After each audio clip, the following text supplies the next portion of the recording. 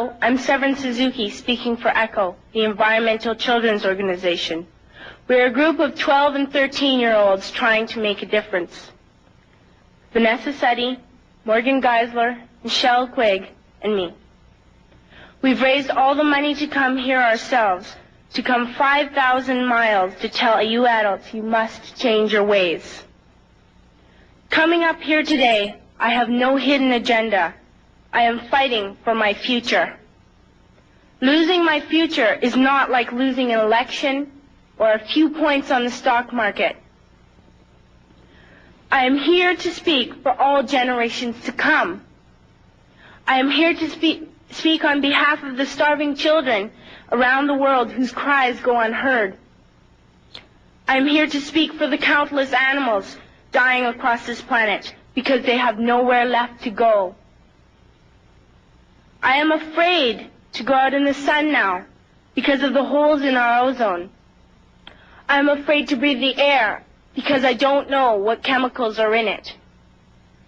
I used to go fishing in Vancouver, my home, with my dad, until just a few years ago we found the fish full of cancers. And now we hear of animals and plants going extinct, every day vanishing forever. In my life, I have dreamt of seeing the great herds of wild animals, jungles and rainforests full of birds and butterflies. But now I wonder if they will even exist for my children to see. Did you have to worry of these things when you were my age? All this is happening before our eyes, and yet we act as if we have all the time we want and all the solutions. I'm only a child, and I don't have all the solutions. But I want you to realize, neither do you. You don't know how to fix the holes in our ozone layer. You don't know how to bring the salmon back up a dead stream. You don't know how to bring back an animal now extinct. And you can't bring back the forest that once grew where there is now a desert. If you don't know how to fix it, please stop breaking it. Here, you may be delegates of your government, business people, organizers, reporters, or politicians, but really, your mothers and fathers, sisters and brothers, aunts and uncles, and all of you are someone's child. I'm only a child, yet I know we are all part of a family, 5 billion strong. In fact, 30 million species strong. And borders and governments will never change that. I'm only a child, yet I know we are all in this together and should act as one single world towards one single goal. In my anger, I am not blind, and in my fear, I am not afraid of telling the world how I feel. In my country, we make so much waste. We buy and throw away, buy and throw away, buy and throw away, and yet northern countries will not share with the needy. Even when we have more than enough, we are afraid to share. We are afraid to let go of some of our wealth. In Canada, we live the privileged life, with plenty of food, water, and shelter. We have watches, bicycles, computers, and television sets. The list could go on for 2 days. 2 days ago, here in Brazil, we were shocked when we spent time with some children living on the streets. This is what one child told us. I wish I was rich. And if I were, I would give all the street children food, clothes, medicines, shelter, and love and affection.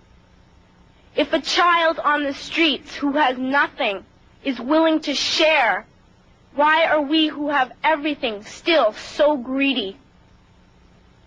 I can't stop thinking that these are children my own age, that it makes a tremendous difference where you are born.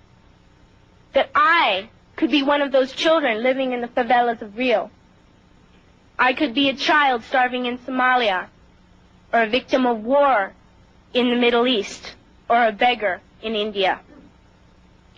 I am only a child, yet I know if all the money spent on war was spent on finding environmental answers, ending poverty, and finding treaties, what a wonderful place this earth would be. At school, even in kindergarten, you teach us how to behave in the world. You teach us not to fight with others, to work things out, to respect others, to clean up our mess, not to hurt other creatures, to share, not be greedy. Then why do you go out and do the things you tell us not to do? Do not forget why you are attending these conferences, who you're doing this for. We are your own children. You are deciding what kind of a world we are growing up in. Parents should be able to comfort their children by saying, everything's going to be all right. It's not the end of the world, and we're doing the best we can. But I don't think you can say that to us anymore.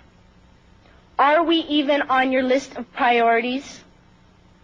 My dad always says, you are what you do, not what you say. Well, what you do makes me cry at night. You grown-ups say you love us, but I challenge you, please, make your actions reflect your words.